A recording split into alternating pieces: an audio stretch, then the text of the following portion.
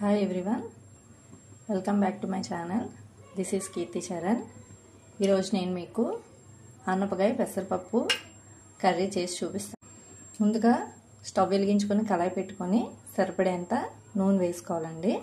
నూనె కాగాక ఫస్ట్ ఎల్లుల్లిపాయలు వేసుకోవాలి.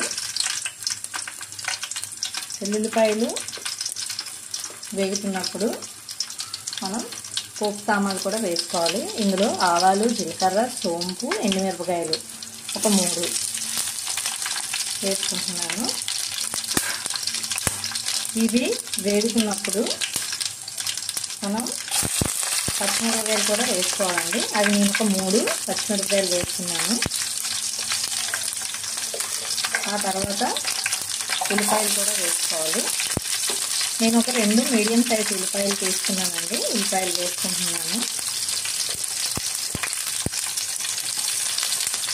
ఇవన్నీ మనం బాగా ఫ్రై చేసుకోవాలి. అండ్ కరివేపాకు కూడా వేసుకుంటున్నాను.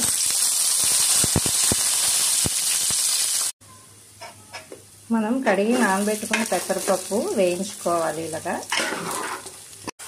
ఆనపకాయ పీసెస్ అన్ని మనం ఇలాగా యాడ్ చేసుకోవాలండి.